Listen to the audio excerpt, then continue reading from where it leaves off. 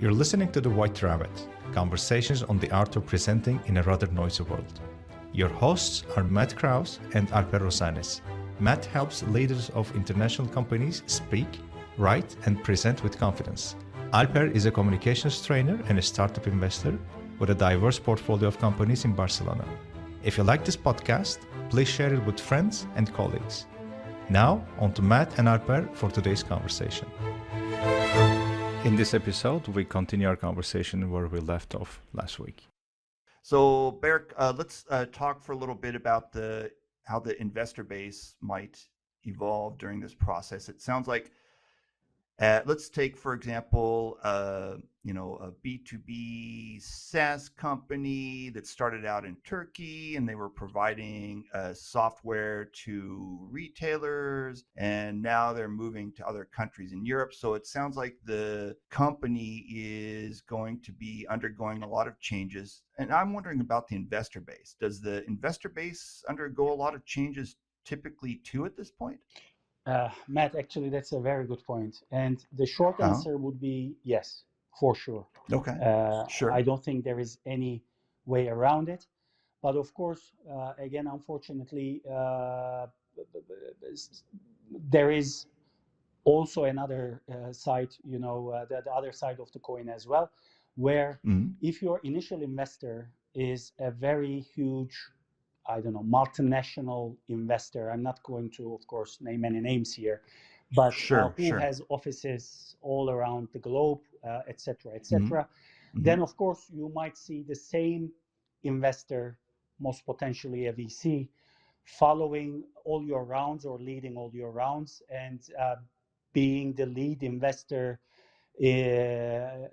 as long as you expand. But still, it's very likely that you're going to be acquiring different investors from different geographies, most likely from the geographies that you expand to will be a part of the mix. And you need them. First of all, you need them. And the reason is because with each and every market expansion, you're going to need to create a network because you're going to have issues. Again, like I mentioned earlier, these might be legal issues, these might be regulatory issues, et cetera, and the investors in the expanded market, in your new market, will most likely have better understanding and most importantly, better network, which can help you to overcome these potential issues. Okay. And Alper, you mentioned that you had some questions back on the team subject, I think, right? Yeah. Do you want to go with those now? Yeah, I want to ask Berk your opinion on when the time comes. Let's say we have made our research, we have approached the market, and we have given ourselves a green light. Now is the time to build a global team or establishing partnerships abroad to increase the number of people that's going to be running this operation. Do you have any tips or some best practices for startups that they can follow? There, absolutely yes. I have witnessed many times when a very successful startup in its home country failing miserably in the new market because of the culture fit. I mean, we can talk for hours about this. This is not about product market fit. This is not about experimenting. This is not about how to get the commercial engine running, et cetera, et cetera. Yeah, it's a people culture fit. Exactly. This has nothing to do with that. It's just because of the fact that the culture of the startup, in most cases, has deep roots in the culture of the home market. I mean, if you are a Turkish startup, then most probably the company culture will resemble quite a lot what you might see as a part of the Turkish culture.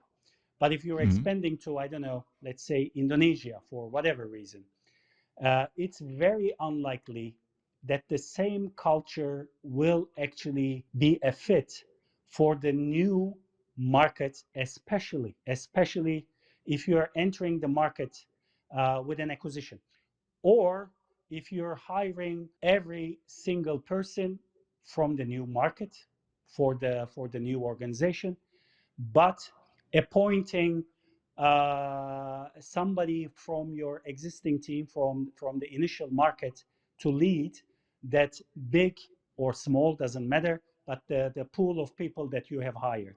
So imagine a scenario where you have hired 50 people in Indonesia, and then you send one of your super stars, top talents within your startup to lead this 50 people to Indonesia.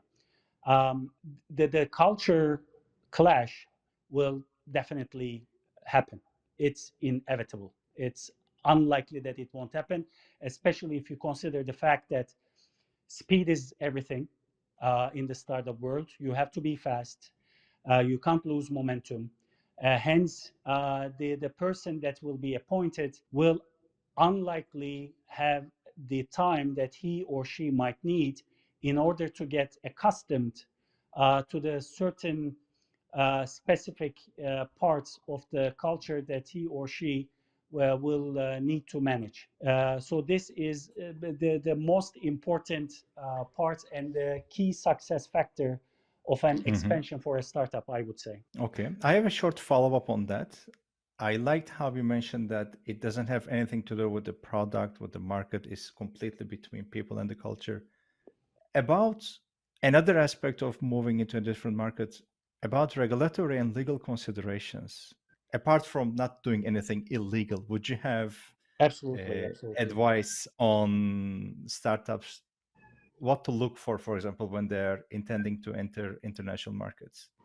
Well, of course, the first thing would be to do their homework well. I mean, uh, let's get one thing straight, or at least this is something I truly believe in, but I might also, I have to factor in that there might be people in the audience who wouldn't agree with me. Corporations, big corporations, they lay out plans and they follow it, and they have to do their homework well. But startups, they don't follow plans. And again, market expansion is no exception. So the only thing with regards to the regulatory framework and all the legal aspects, the only thing that the startup can do is to act as if they are a big corporation, and they need to plan and they need to do their due diligence as well as a big corporation might do. There is no way around it. Otherwise, the surprises and the setbacks might really become a huge headache and create a lot of confusion and a lot of difficulty with their relationship with their investors, etc., etc. So there is no way around it but to do the homework and the due diligence very well. Yeah, otherwise the results could be very costly, I believe. And Alper, I've got a question. Can Go ahead. Okay. So, Berk, let's back up a second. You were talking about the culture fit, the company culture fit. And in our example, let's say the Turkish SaaS company expanding to Indonesia or wanting to expand into Indonesia. And let's say that the company culture is through and through, it's a Turkish culture because that was their starting market. As an investor or a board member, are there some early signs that I can look at to know that, yeah, this company, things have gone really well for them in Turkey, but if they try to move to Indonesia or Czech Republic or something like that, it's going to be a complete disaster. Are there some advanced signs that I can look at to figure that out? This is a difficult one. I mean, you might get some, of course, you might get some signals, you might. But in order to be able to be receptive to those signals, again, you really need to take a step back as, let's say, as the founder, and you need to focus on this expansion quite a lot. And again, in the startup world, especially if you are in a period where you're scaling, or if you're in a period where either you're in the exciting period or in the hardship period, would a founder really have this time to focus closely and be able to pick up these signals, I find it very unlikely, unfortunately. Okay. And Alper, we're going to have to wrap up in a few minutes so we don't keep Berk here all day to infinity. So before we do that, do you have some other things on your mind that you'd like to ask Yes, about? I have one final question. Since this is a podcast about communication, I want to ask you, Berk, in your experience, have you witnessed or heard about any communication challenges that startups faced when entering new markets? Alper, yes, I have many of those. I would believe I have many of those, and I'm sure that you do as well. That's why probably you're asking this question. Of course, I mean, there are certain things that we have to keep in mind, which are scientific facts, meaning the way we communicate in one culture may that be how we use our words or how we use our gestures, how we use our face expressions, hand gestures, could be, first of all, quite problematic in the other market. It can be quite problematic. And secondly, and maybe this might be more important or as important as the first one, is certain cultures are not very accustomed to being direct in your communication style. Certain cultures are very, let's say, high context, and Turkish culture is definitely one of them. Sure. You have to find a way what you want to say indirectly. You can, I mean, in very rare cases, you would go and say what you want to say in a single direct sentence. You have to find a way which might you believe that which might resonate with the other, so that it wouldn't sound too direct, too offensive, etc., etc. Whereas in another market, let's say, I don't know, Germany, if you try to tell what you want to tell in a very high context manner, then most probably your team or the audience that you're talking to will not get the essence or the message that you're trying to give them. So there would be a huge strategy execution gap, because you might believe that you are telling one thing to the team, and the team might execute something completely different, because most potentially they would understand something very, very different than what you're trying to tell them in the first place. I'm not familiar with the term high context. When you say that, do you mean beating around the bush? Yes, or yes. Okay. That's exactly what I'm referring to.